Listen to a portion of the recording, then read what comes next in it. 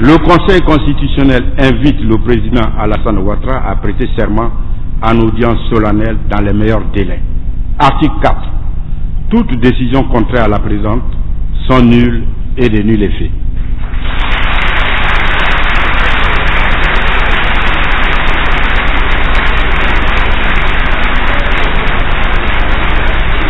En raison de la supériorité des normes internationales sur les normes internes. Article 5. La présente décision sera affichée et publiée au journal officiel de la République de Côte d'Ivoire, délibérée par le Conseil constitutionnel en sa séance du 4 mai 2011. Je vous remercie. Monsieur le Président.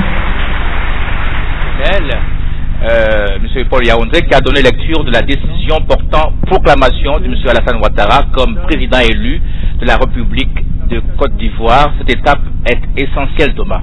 La loi numéro 2513 du 1er août 2000 portant constitution de la Côte d'Ivoire, nous allons procéder ce jour à la prestation de serment de Monsieur Alassane Ouattara, président de la République de Côte d'Ivoire. Le service du protocole est prié de bien vouloir procéder à l'installation du président de la République en vue de la prestation de serment. Je vous remercie. Voilà, pendant que le président de la République va être installé sur le pupitre devant lequel il prêtera serment, je réponds à l'interrogation que vous disiez tout à l'heure, Lazare. Bien sûr, le fondement essentiel de la décision du Conseil constitutionnel est la primauté ou la prééminence de la norme internationale sur la norme interne. Vous savez que beaucoup d'accords internationaux ont régi la sortie de crise en Côte d'Ivoire et le Conseil constitutionnel vient donc de reconnaître la prééminence de ces normes-là sur les normes nationales. Ok, donc là le président est installé devant le pupitre pour sa prestation de serment, Thomas. Cette étape va consacrer définitivement, n'est-ce pas, disons, le statut présidentiel du chef de l'État, Ouattara. Oui, le statut présidentiel, il l'a déjà parce que, en fait, comme en droit, la prestation de serment par écrit qui a été transmise début décembre 2010 au Conseil constitutionnel avait pour objet et même a eu pour effet de... Nous laissons écouter la prestation de serment.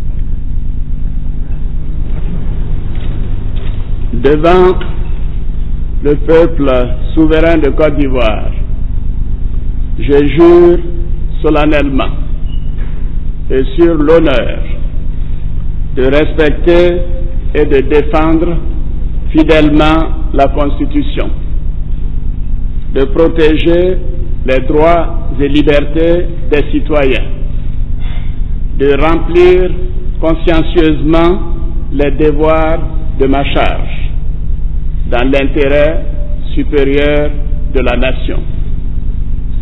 Que le peuple me retire sa confiance et que je subisse la rigueur des lois si je trahis mon serment.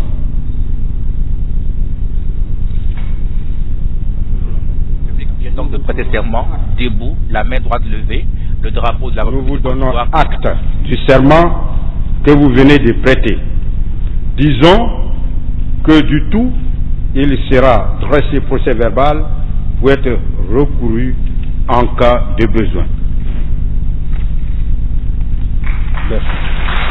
Le Conseil constitutionnel vient donc lui aussi debout de recevoir le serment du président de la République et lui en donne acte.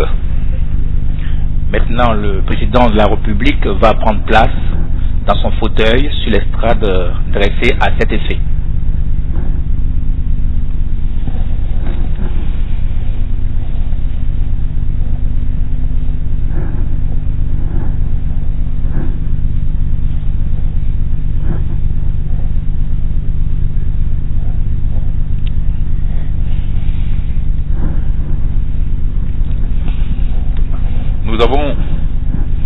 évoqué tout à l'heure le principe de la prééminence de la norme internationale sur la norme interne.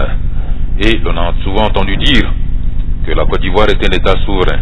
Mais la souveraineté appartient au peuple, comme l'indique l'article 31 de la Constitution, qui précise en son dernier alinéa: aucune section du peuple, ni aucun individu ne peut s'attribuer l'exercice de cette souveraineté. Comment le peuple peut-il exercer sa souveraineté? Toujours selon la Constitution, son article 32, le peuple exerce sa souveraineté soit directement par référendum, soit par ses représentants élus.